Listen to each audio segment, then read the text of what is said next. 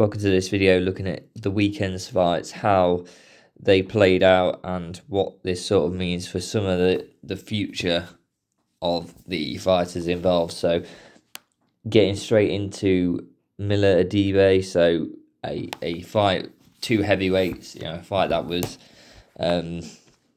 always going to be looked at as two power punchers going at it. And look, it was a show.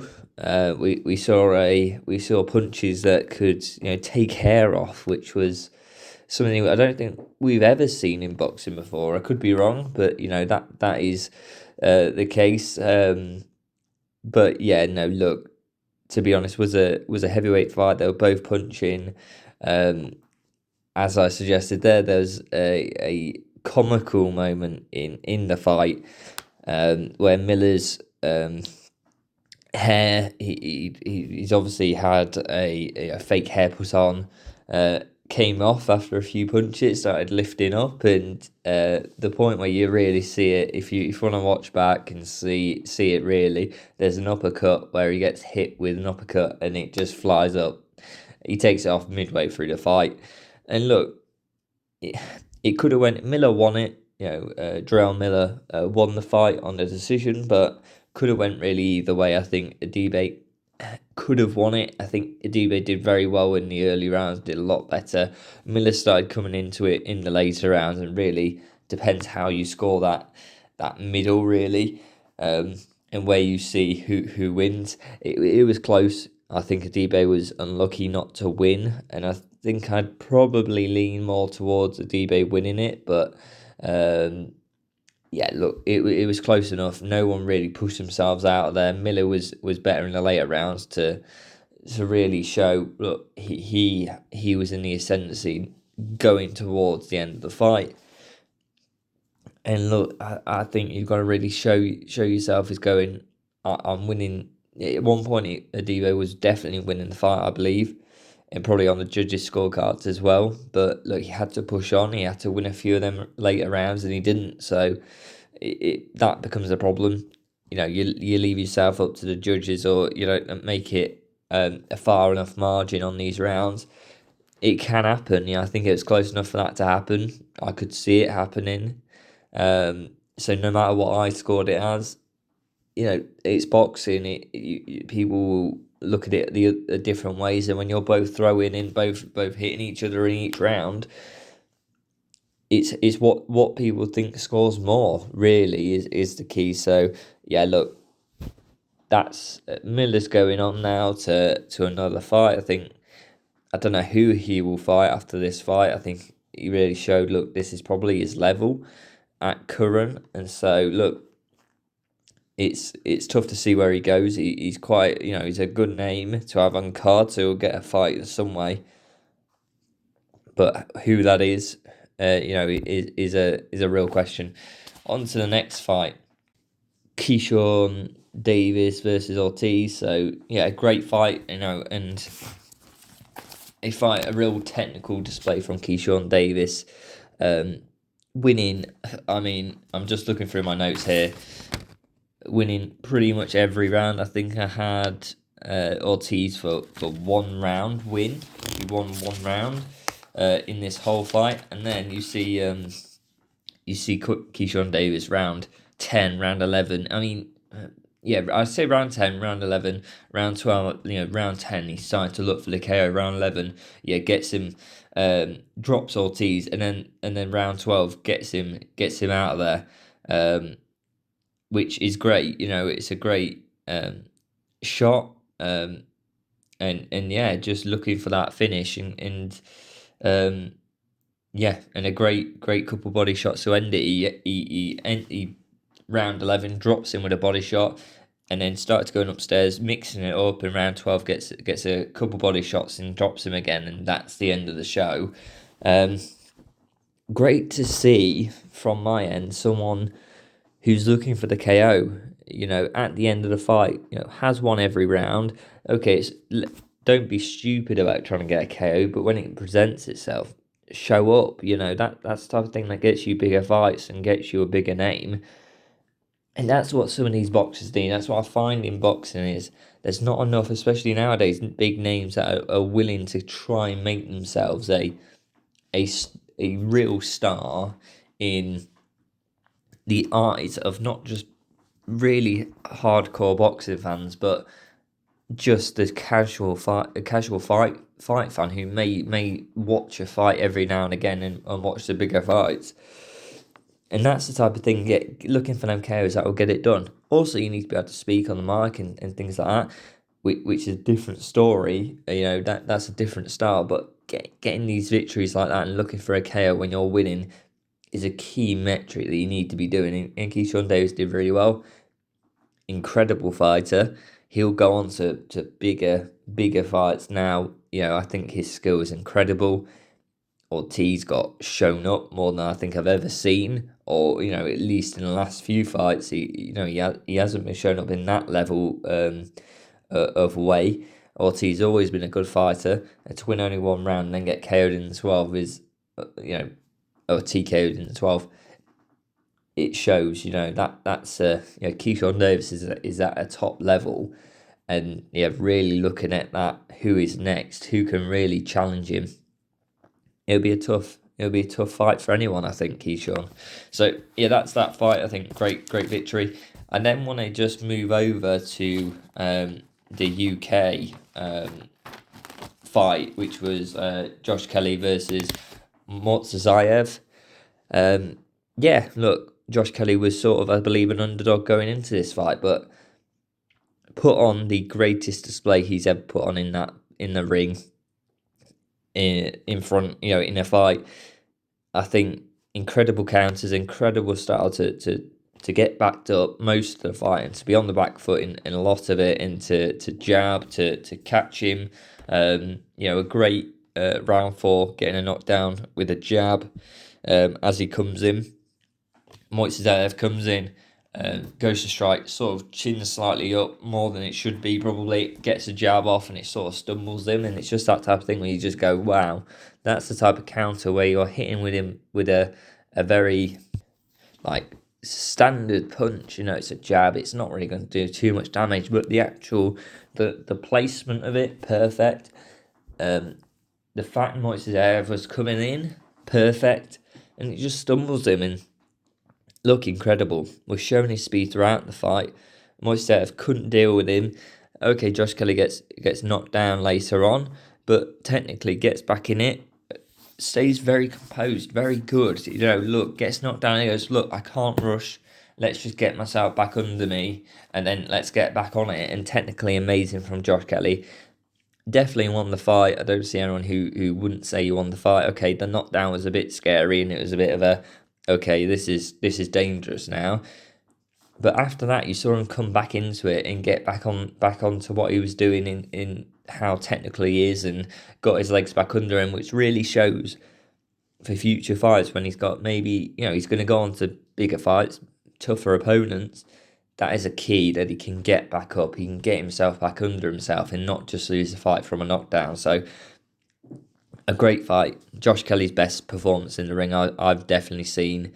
And look, Murtazaliev is a dangerous fighter, and he really just showed him up. It was a great fight. Got knocked down. It happens. Murtazaliev has done it to many opponents and finished them. He stayed in there, stayed technical, did incredibly well to get the win, and look, a great fighter from the UK, Josh Kelly, now going on to bigger things. And look, he could be going on. I think he's a great fighter. I think that technical ability will only get him further in the ring. And I hope he gets a big fight next. I hope he gets a big fight, because he well deserves it with that great performance. On to sort of I'd say the main fight everyone was watching and talking about on the weekend, which was Teofimo Lopez versus Shakur Stevenson. So, look, I think a great fight. I think, going into it, I made a video going a preview of this fight, and look, the key was, I thought Lopez would do well. I thought he could use his power to back Stevenson up, and if he did the same against what he did against Cepeda, which was get backed up into corners, would Lopez be would not get a finish with, Cepeda couldn't, but stepping up and weight, that's going to be a problem. I think Lopez had more power. One thing I did say though was Lopez does lift his foot and does throw stuff which is totally against what you should be doing in boxing, and jumping into stuff where actually that could be a real problem against Stevenson. I thought Lopez would show up because it's a big fight and he always shows up for big fights. And I think there's two things here. Stevenson probably put on a great performance. Don't get me wrong, incredible performance. Good jab. The speed was incredible. The speed difference was massive. I didn't think there would be that big of a speed difference, but clearly a huge speed difference. Lopez couldn't get back into it at all. I didn't see him ever getting back into it. Looked really deflated. To be honest, I know it's his dad in the corner, but doesn't seem like when you were getting to a watching on TV, at least it was in the corner. There wasn't much technical. All right, try to do this. It was just like get him, hurt him. It was very simple stuff, which doesn't help in such a massive fight. You need that technical. What you've learned in camp and what technically I need to do, and just saying, look, go out and get him, type thing is. He just felt. I can say it on the sideline, not involved at all, and not in. He's clearly worked every other fight, but against Stevenson was still getting technical information, even though he was winning. He was sort of talking about stuff, truthfully getting a real corner talk about, this round, X, Y, Z. Didn't seem that from Lopez. Lopez was looking for guidance, and he should have been, because he was nowhere near in it. You could see from round 2, 3, this was the way the fight was going. His speed was just nowhere near. He was getting caught. There was nothing really coming back. He was missing so many shots. I think at the end of the fight, and I'll bring this up now, just so we can see it, but I believe it was a silly amount of, I think Stevenson landed 44%, I think I've seen. I could be wrong, and I'll bring it up on screen so you can see the actual figures, but 45% nearly, 44%. And I think I've seen it was something like 15% for Lopez. He landed 15% of the shots he threw. It just showed he got embarrassed in there. He got absolutely embarrassed, and coming back from that, where you are the top guy in your division and you've been made to look like you can't box at all. 15% is a huge gap, where you never really see that. 15% landed against someone. Imagine that fight. If I took that previously before this fight, watching it, 15% landed, what would that show me? It would show someone that totally outclassed, and that's what it did show. The stats show what the fight was. Someone totally outclassed, someone who needed guidance to try and get them back in it. There was nothing really coming back from his coaches, to be honest. I know it was his dad. Tough thing, and he has won previously, so it's easy for me to say that it didn't work. It's clearly worked throughout his career, so look, but he did need it in these top fights against someone who, in a sense, I would say is better. From this fight now, definitely better. He's a step above. You need that guidance to help you try and to get around, get something under yourself to really try and get back into the fight. And there was nothing really. You get to the 6th round and I've lost every round. I need to get on this, because I don't know if I can KO him because he's so fast. And look, to win, I gave Lopez 1 round. Looking at this, I gave him 1 round in the whole fight. It's incredible that this was. I think Lopez also didn't have a great fight. I think he started getting frustrated very early, and I think that's a part of the problem, where his corner should have been calming down, going throw shot, and that's why he was missing as many shots as he was as well. It wasn't just Stevenson. He was getting frustrated. He was throwing when he shouldn't have been, and that's the key problem, that actually your corner should be calming you down. And I think that's a key problem that we've had there. And like I said in the preview, he fires shots off that, is not something he should be doing is an error in the boxing ring that will for a faster fighter get you caught and or make you miss and make you lifting your foot up when you're trying to strike, jumping into stuff. He got punched a couple of times when he did that. He also missed a lot of them because it's quite obvious what he was trying to do.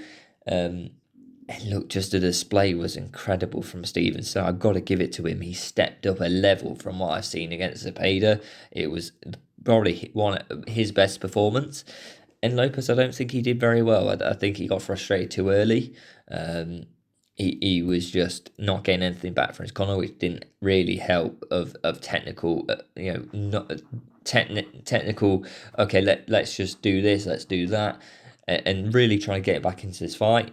I didn't see that at all. And that's the key. I think Stevenson will go on to bigger, better things. Lopez, look, I think he needs to look at his camp. He's got his dad there. He always has had his dad there. I think he'll always be involved. But does he need a technical boxing coach there to help with that technical points where in a tough fight he needs that help? And I think he does.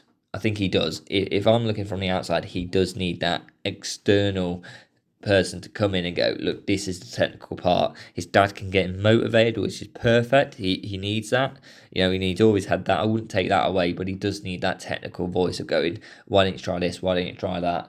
And try to get him back in fights where he needs to, because look, Lopez isn't going to go down in level. He's gonna fight someone next. He's gonna fight. And look, other fighters at this level, he got beaten by Stevenson. There's other fighters that could be coming up, that could be doing stuff. He needs to be able to. Keyshawn Davis, if he comes up, what happens? I think that's a problem for Lopez. So he needs to start addressing it now to allow him to go forward. He's got plenty of time in his career still, Lopez, and he's done incredible things. So look, he just needs to make a change. He's getting up and up in the levels, and at some point, sometimes you have to change stuff when you go up them levels to get you further in your career, which is the key point I think Lopez is at. After the fight, Stevenson had the interview. Actually, let's go into Lopez first. Lopez seemed very, it wasn't great. The feeling from Lopez in that felt clearly knew he got absolutely outboxed and outworked for 12 rounds, which came through totally, but didn't fill me with confidence for the next fight. I know it's straight after a fight, but the conversation didn't fill me with confidence from Lopez's interview. He felt, he needs to get back on it. He needs to get back in the boxing ring ASAP, get a fight ASAP, really, as soon as he can. Just due to, look, he needs to get a win. He needs to get a win, get back on that, go, I've got a win, okay, I can move forward, because this can soon tumble with that type of, fight where he's been totally outboxed. He needs to get back on it and go, look, that was a fight. Stevenson is probably the best in the world at current around this weight class. It's fine to lose to him if I can get back on it and look towards, because that's the thing. What will make Lopez the best fighter that he can be is wanting to get back at Stevenson, wanting to get that win, that loss back, and to get a win over him. So that could be a key motivator, and I hope that's the way it goes. Stevenson, on the other hand, had Conor Benn come into the ring. He's sort of angling for the fight with Conor Benn, so likely would be going up in weight again. Was talking about a rehydration clause he wanted, and he just said, I want the same rehydration clause as you had with Eubank Jr., Conor. And they start going at each other a bit in the ring, all fun and games. But really, is that the fight people want to see from Conor? I think Conor's probably one of the biggest stars in the sport right now, one of the biggest names at least, and probably one of the biggest paydays out there. Is that the fight? Obviously, Stevenson wants it. Rehydration clause, I don't know if he'll sign up to it, but look, the money will talk. They'll come to an agreement if that's the case. But look, I think there's two key names. I think there's Stevenson now after this big call out that's happened that he could fight, so he could fight for a world title. No, sorry, I think Stevenson will be coming up, so it wouldn't be for a world title. Or look, there's another fighter who, in a sense, there's been a bit of going back and forth with Conor Benn, which is Ryan Garcia, who is now very soon going to be fighting for the world title against Barrios. And that would then mean that if Conor Benn got that fight, it would be for a world title at that weight. I think Stevenson's probably the more dangerous fighter. I think Conor Benn will have more problems with Stevenson than Ryan Garcia. And that's saying that, I don't know. We're going to see the Ryan Garcia Barrios fight first, but I don't see Conor Benn getting anything with Stevenson. I think he may get a good few rounds in there with Garcia. I think Garcia likely still wins. But look, it's a lot easier fight. It's also for a world title against Garcia. I think all these type of things angle towards a Garcia fight next for Conor Benn. Stevenson, yeah, he's angling for it in XYZ, but I think that's just really that's not going to work. I don't think. I think he's on about rehydration clause, which Conor Benn ain't going to want. He ain't got a world title at that weight where Conor Benn's going to fight him.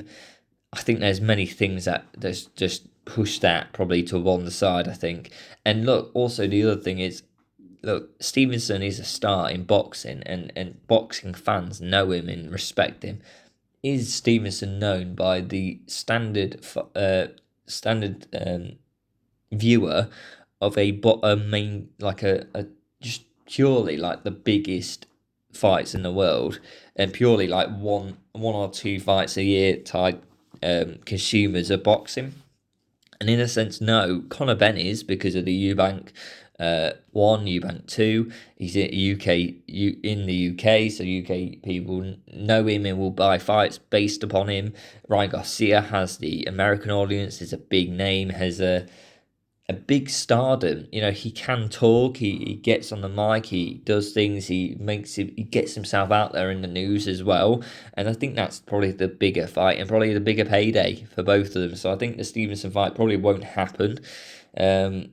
Funny how Conor Benn is literally every world champion pretty much wants to fight him if they can.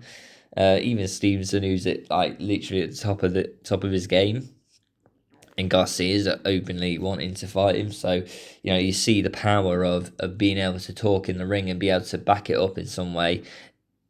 Not even if you're not at that world championship level yet, you basically get world championship fights off the back of it. So, incredible for Conor Benn. Look, he needs to pick that next fight correctly to make sure he continues his career correctly and gets on it. I think Stevenson, if he'd probably get totally outclassed in there, if I had to guess, which wouldn't be good for his image. So I think that is a key other thing. He needs to leave that alone, get the Garcia fight, go for a world championship, and show he's competitive in there. That's all he needs to show in that fight for me. Is Conor Benn needs to be competitive. He may lose, but gets him to push on even further and try to get other big name fights. So that's the key. It'll be a big payday as well, which is perfect for him as well. He deserves every. He's trying to. It's prize fighting. He needs to get every big paycheck he can. And look, for Garcia, it makes total sense as well. So let me know what you think in the comments down below. Like and subscribe, and I'll see you next time.